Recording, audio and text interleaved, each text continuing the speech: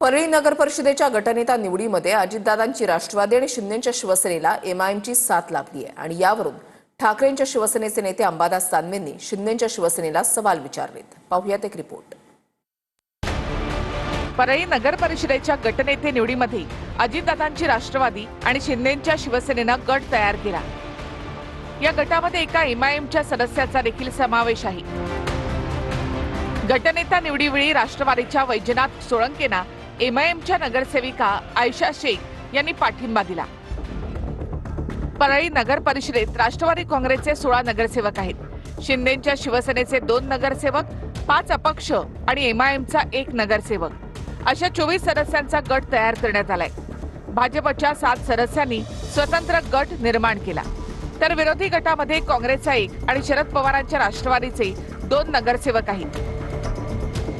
दादांची राष्ट्रवादी आणि शिंदेच्या शिवसेनेच्या गटात एमआयएमला स्थान दिल्यामुळे अंबादास दानवेंनी शिवसेनेला टोला मारलाय। एकनाथ शिंदेची परळी नगरपालिकेमध्ये शिंदे गट एमआयएम राष्ट्रवादीची युती झाली आहे। ती पाहून आता तुमच्या बंड आणि तत्वांच्या गप्पा कायमच्या थांबवा। राष्ट्रवादी नको नको म्हणता म्हणता आता तुम्ही थेट एमआयएम वासी झालात। ज्यांच्यावर टीका करून सत्तेची पायरी चढलात, आज त्यांच्याशीच जमलं तुमचं। हीच का तुमची खरी वैचारिक भूमिका?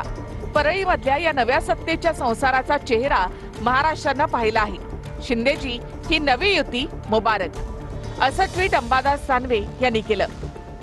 यात शिंदेंना राष्ट्रवादी चालत नव्हती, ती त्यांच्या मांडीला मांडी बसून होती। त्या शिंदेचे लोक एमआयएम विषयी किंवा मुसलमानांविषयी बोलतात, हे त्यांच्या बरोबर सोबत आणले। ढोंगी धर्मवाद अशा पद्धतीनं शिंदे गट याच्यामध्ये निर्माण करू पाहतो।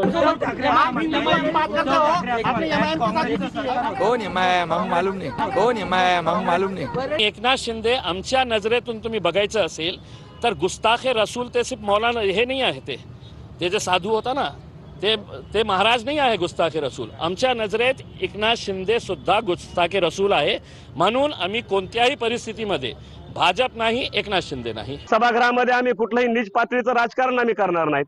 जनतेने निवडून दिले, त्या जनतेच्या प्रश्न सोडवण्यासाठी सभागृहामध्ये आम्ही एकत्र आलो, तर या ठिकाणी आमचा तो गुन्हा ठरत नाही। आणि महायुतीला परळीच्या नगरपालिकेमध्ये भरघोस यश मिळालं।